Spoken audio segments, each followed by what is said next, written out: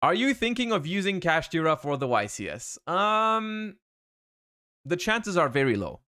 The chances are very, very low. I'd have to be very desperate. So I'll walk you through my decision process on Kashtira. When the format started, I didn't like Kashtira very much. And as the format continued, I started to respect Kashtira a little bit more and more because I saw the results, I saw the deck consistently putting up the best numbers, and then I was like, okay, maybe it's not as bad of an option, especially if you make the decision to go for a Rise Hard pass. If you always go for a Rise Hard pass, I think it's a more skillful environment. So I was like, okay, maybe Kashtira is not that bad of a plan B to have, right? That's what I told you last week. And that's how I went into this weekend with the mindset of like, I'm going to try finding something else that isn't Kashtira. And if it doesn't work, I can fall back on Kashtira.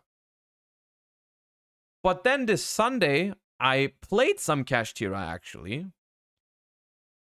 And I just didn't like it. I noticed that, hey, I have a lot of hands where I just brick, or I have a lot of hands where I draw my combo, but I draw almost no non-engine, and I'm like, I have to commit into the full zone lock here because my Arise Hard pass with no non-engine is not going to cut it. And as it turns out, the deck just draws awkward hands a decent amount. Currently, I am not considering Kashtira as my backup plan for the YCS. I don't want to say too much because I did have a decent amount of progress yesterday night in terms of my decision process. I haven't decided on anything for sure yet, but I don't think Kashtira is still up for consideration. I'd have to be very, very desperate to play Kashtira because my take on Kashtira currently is that it does put up numbers. It does put up numbers. It is a good deck. My problem with it is I feel like it puts up those numbers because of its play rate feels very, very high. Right? Its play rate feels very, very high, so it's only very natural that its success rate is also at least somewhat decent because the deck is strong. Not that hard to pilot. And just like, it's just going to convert. It's just going to convert. If like 30% of people in an event play Kashtira, I feel like there's a very high chance that a bunch of Kashtiras end up in top cut because some of them are just going to have a decent conversion rate. That's just how it's going to work. But what I also noticed is that I think looking at who did well with Kashtira also tells a pretty significant story.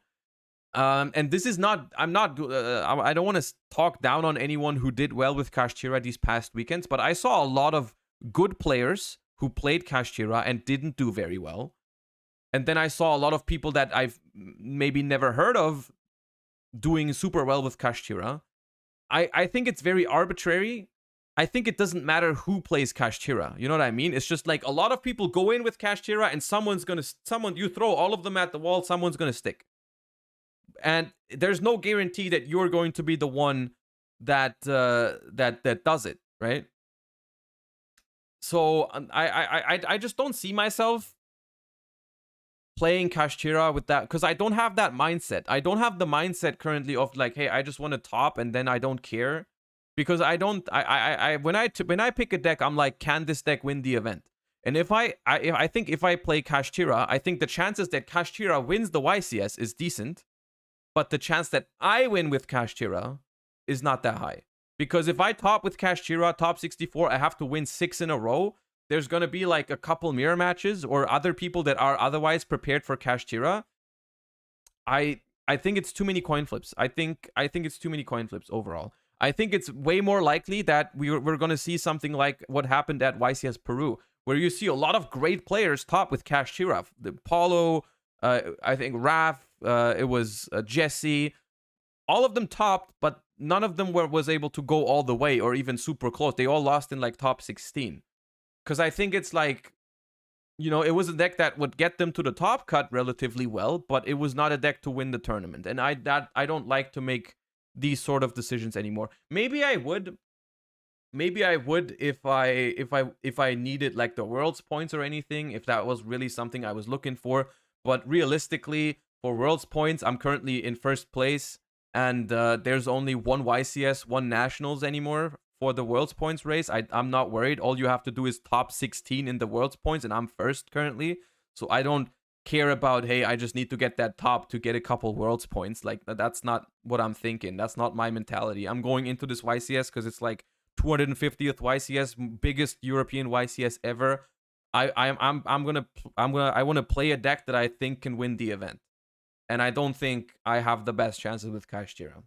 So I'm not a fan of that attitude, which I think it's fine for other people to have that attitude. Like, I think if I was like 16th place in the world points right now, I would probably be more inclined to play Kashtira, right? Because I would just like try to be like, hey, yeah, maybe I can top, and then I lose in top 32, but then at least I get a chunk of world's points, right? And that's valuable. But it's like it's a very good point to actually ask yourself what your goal is, right? Maybe if someone